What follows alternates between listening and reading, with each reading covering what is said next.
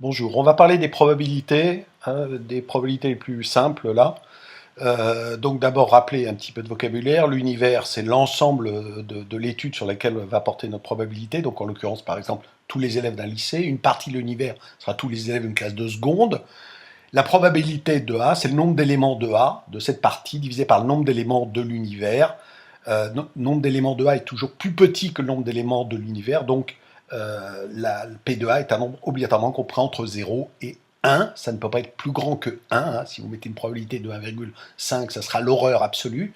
Et ça ne peut pas être un nombre négatif. Hein. Il y a toujours un nombre positif d'élèves en seconde, toujours un nombre positif d'élèves dans le lycée, donc c'est un nombre positif, donc c'est plus grand que 0. Donc une probabilité, c'est obligatoirement un nombre qu'on prend entre 0 et 1, c'est très important.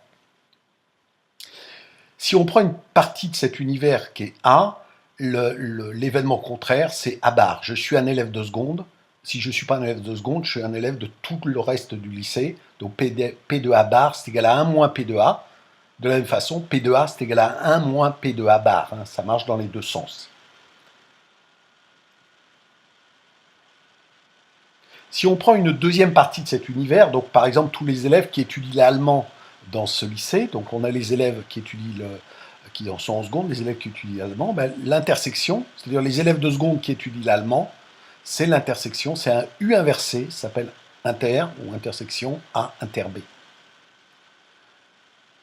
Si maintenant on veut les élèves qui appartiennent à A ou à B, hein, faites attention, c'est pas le et, c'est le ou, c'est la réunion, c'est A union B. Il faut bien lire ça, hein, A union B. Et P de A union B, la probabilité, c'est P de A plus P de B moins P de A inter B. Attention de ne pas oublier ce A inter B pour faire ce calcul. Alors si A et B n'ont pas d'éléments communs, on est dans le cas où on prend les élèves de première et les élèves de seconde. Les élèves de première et les élèves de seconde, il n'y a pas d'éléments communs. On est soit dans l'un, soit dans l'autre. On dit que A et B sont alors disjoints ou incompatibles. C'est-à-dire que A inter B est égal à l'ensemble vide. Alors l'ensemble vide, c'est un zéro barré. Hein. Attention, là, c'est une notion d'ensemble. Donc A inter, on voit bien que c'est un U inversé. A inter B, c'est égal à l'ensemble vide. Il n'y a pas d'éléments communs. Il n'y a pas d'élèves qui sont en même temps en seconde et en même temps en première. La relation probabilité, P de A union B, c'est égal à P de A plus P de B. Mais encore une fois, le cadre général, hein, c'est P de A union B égale P de A plus P de B moins P de A inter B. Alors un petit exemple. Un petit exemple, on va prendre un jeu de cartes, hein, puisque les probabilités ont pour origine les jeux. Voilà. L'univers correspond aux 32 issues possibles qu'on a avec ces 32 cartes. La probabilité d'avoir un roi, il y en a 4 dans un jeu, c'est 4 sur 32.